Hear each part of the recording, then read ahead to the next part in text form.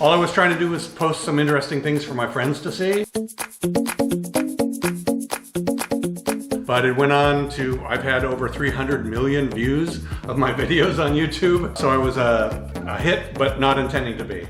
Today we are talking to a very special guest. In fact, you may recognize him if you've watched any videos with model trains. We're talking to Jim Zim and about his success on YouTube. He has a very big channel, a lot of subscribers, and talking to you, he doesn't play by all of these standard YouTube rules for building your channel. So I wanted to get some insight from him today and just talk about his incredible story of how his YouTube took off without even meaning to. Yeah, I definitely did not intend to become popular on YouTube. All I was trying to do was post some interesting things for my friends to see. You wanted to share some of your cruises, right? Yeah, we have been on 51 cruises, my wife and I. Highlights from our recent Mexican Riviera cruise on Norwegian Joy. And so we wanted to share some of the fun that we were having on cruises so that our friends could see all the fun we were having. So really, some of my earliest videos were about going on cruises, and it was just with the intentions of my friends on Facebook being able to see videos of what we were doing on our vacations. After I had my first viral video on YouTube that got, well, it's going on to get 96 million views, I started to make good money from the ad revenue on that video. And so I had some extra money and we decided to buy some model trains to go around the Christmas tree one year. Totally random. It was just for fun. I bought, with the extra spending money I had, I bought a model train to go around the Christmas tree. And then I made a video about that model train, and that became really popular. So I started to buy some more model trains and do more videos about the other model trains, and that became way more popular than the cruise videos. So really my channel has kind of morphed into a model train video channel, but it's about lots of different things. A lot of guys my age that make videos on YouTube about model trains, they're spending a year in their garage making realistic mountain scenes and stuff like that. And like, that's not what I'm interested in at all. I just like setting up the trains and making them go fast and crashing them and buying a new train and doing a new video about some new train that I just got. How many model trains do you have? I'm not sure I know. Yeah, I don't know. They're all basically right here on the storage rack I've made. Do you have any of your tracks set up in the house? Well, we never permanently keep tracks set up. So it's like, that's one of the things people don't understand when they see my YouTube videos and they see model trains running all throughout the house. They assume that's the way the house is every day of the year. Yeah. It's not. What I will do is I'll set the trains up starting in the morning, and usually takes me like a day to put track everywhere and have trains going crazy. And then like the next day I'll shoot a video about it. And sometimes by the end of that second day I'll put everything away, or maybe on the third day I'll take it all down. So maybe it's 2 or 3 days like that, and then we'll go a month of living in a normal house with no train tracks, you know, throughout the house. Tell me about, I think it's really interesting that, Jim's channel, if you have taken a look at it, he doesn't really follow a specific niche. And I feel like on YouTube, we're told to find your niche and stick to it. So what would be your insight there? Well, I think that I'm a freak in that way, and my success on YouTube is unusual and maybe don't do what I've done, but it works for me. That my channel is about cruise ships, and it's about model trains, and it's about exploring the Pacific Northwest, my new house, and also we used to breed Cocker Spaniels, and later this year we're going to get a Cocker Spaniel puppy and have Cocker Spaniels again, so it'll be about Cocker Spaniels too. So it's about, the channel's about lots of different things, but it finds lots of different people who are interested. What would you say are some of the lessons that you've learned along the way with YouTube? Well, the importance of picking the proper thumbnail for your video that represents to people what the video is about, and the proper title of your video that will tell them what the video is about, so that they can decide whether to click on it and watch it or not. It's one thing to make a video about going on a cruise and titling the video Carnival Inspiration Cruise January 2019. That is a boring title.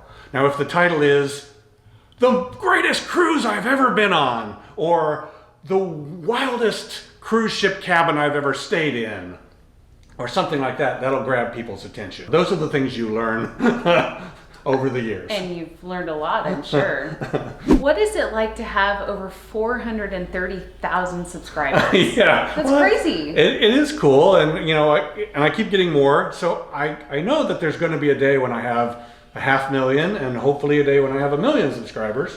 But anyway, right now I have 400,000, and that's great. But that doesn't mean that I can just upload any video and 400,000 people will watch it. Yeah. Some of the videos that I do that are just of interest to me only, that really I'm the only one that's really interested in, they might only get 1,000 or 2,000 views. Some of the videos are that way, and I don't care, because I just try different things and I put up things. Sometimes I put up videos that I have no expectation that anybody is going to care about, and sometimes those have gone on to be viral hits. Ladies and gentlemen, this is Captain Cone. I understand some of you may have been startled by that banging noise that just occurred. What happened is some static electricity built up on the airplane and it discharged as we were climbing through the clouds. I had no expectation anybody would watch, and they get millions of views. This is a graph of how many views it's had over the last 2 days, and this is how many views it's had over the last 1 hour. In the last 1 hour, this particular video has had 12,000 views in an hour. That's 200 views every minute. That's a crazy number of views. And it's 4 years old. It's a 4-year-old video, so this is just a fluke of the YouTube algorithm that this video is popping right now. In the last 48 hours, it's had 1/3 views in 2 days. That's just a crazy number of views. Now, it may stop tomorrow. Right. Or it may go on like this for 6 months. Some of my videos have. So it's fun for me to watch. What would be your advice to someone who wants to do YouTube and just, doesn't know where to start? Go out there and do it, because you're practicing your craft with every new video that you make. Right. And watch them back with a critical eye and figure out how you could have done it better and do it better the next time. Keep making them, even if nobody's watching them, because you're learning something with every one. Plus, YouTube has a way of recommending videos from years ago. So you might make a video today about something you're interested in today, and nobody watches it for the next year. But a year from now, the YouTube algorithm somehow decides to recommend it to people, and they start suggesting it, and people start watching it. I've had lots of videos that did nothing for 6 months or a year after I posted them, and then went on to get millions of views later.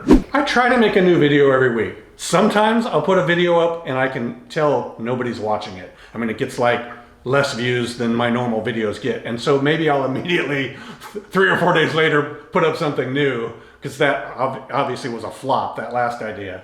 But mostly it's one a week for me. What would you say to people that don't know where to go with their niche? Start with what's interesting to you and do videos about that, and then pay attention then to the number of views your videos get. When you see one that gets more views than all the other ones you've done, try to figure out why and expand on that. And tell me, obviously getting paid by having a YouTube channel must be pretty awesome. Yeah. Well, I had a really good job, which I retired from last year. I have a nice pension. I get Social Security. I have investment income. I'm set financially. On top of that, then I get all this ad revenue from the YouTube videos. And as a general rule of thumb, for every 1 million views you get on a video, you make about $1,000 in ad revenue. Sometimes it's less, sometimes it's more, but that's a good rule of thumb. So I've had over 300 million views on my YouTube videos. You can do the math. Not bad. But hey, somebody starting out, they're not going to make that kind of money. Right. But if you're lucky and if you're doing everything right and things go well, that's the potential. How has it changed, and do you like the direction it's headed? I understand why they did what they did. When I started in YouTube, which was maybe 12 years ago, you could monetize from day one, which is not the way it is now. You have to get a certain number of subscribers and a certain number of views and all that stuff. You know, okay, that's the hoop that you have to go through. So it is harder to start out now, but you can still start out. What do you do when you have like a writer's block or, content block, you're not sure what to put out? Yeah, I mean, that can happen. Like for me, there's only so many model train videos you can do and so many different ways you can run trains through the house or in the yard or whatever. And you can't go on new cruises every day, especially this last year. Especially with COVID. Yeah, so you just have to start thinking of creative ideas. I mean, I have a little list of YouTube ideas of things I might do someday and places I might like to visit. Have you ever been recognized in the real world? Oh, on cruise ships all the time. Really? Oh, yeah. Like sometimes just in the first few minutes of waiting in line to board the ship, I get recognized. Because I have a loyal crowd of people who watched my cruise ship videos on YouTube, and I mean, they're really into it. They enjoy them, and I'm on camera in those. I have a unique look, right? I have a gigantic nose. You'll recognize me if you see me in person. So yeah, I get recognized. And you were saying, like in the beginning, the most viral video that you've had, right? You didn't have it monetized at first.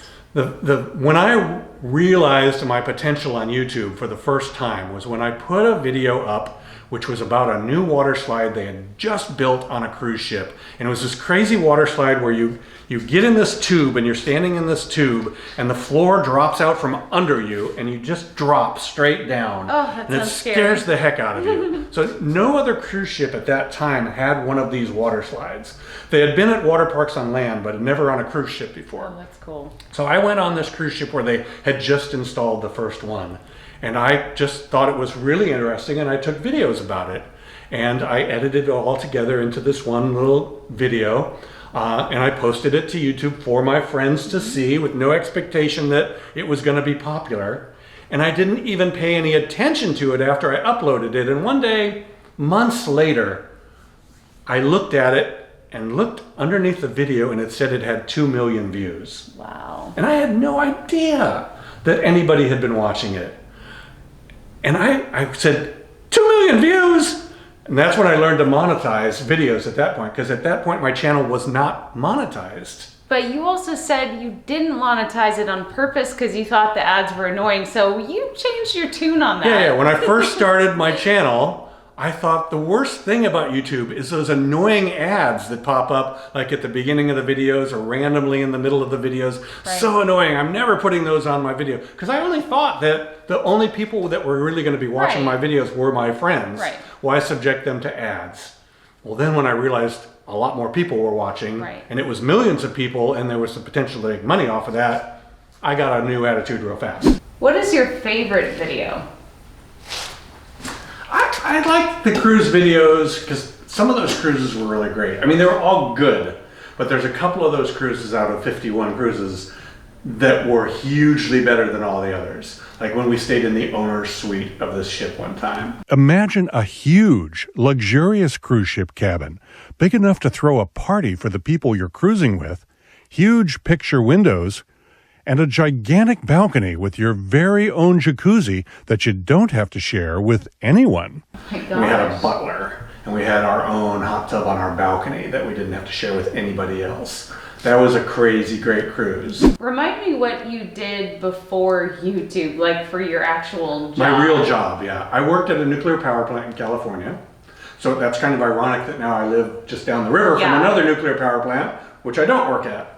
But yeah, that was a real good job. I worked there for 28 years. I made really good money, so I could afford to go on cruises and things like that. But houses are expensive in California. I never could afford to buy a house. We were renters in California for 28 years while I worked at that job. Whoa. Only bought a house when we moved up here to the land of affordable housing. Oh my goodness. That's crazy. Yeah. So it's nice to be a homeowner now. The algorithm, something that everyone wants to get into and understand algorithm. better and be a part of. What can you tell me about? The reason that people want to try to understand the algorithm is that where the money is at in YouTube is if YouTube will recommend your video to people, a lot of people will watch it. If YouTube doesn't recommend your video, nobody's going to watch your video. Good luck. So you have to really hope that YouTube will recommend your video. And it's the algorithm that decides what videos to recommend.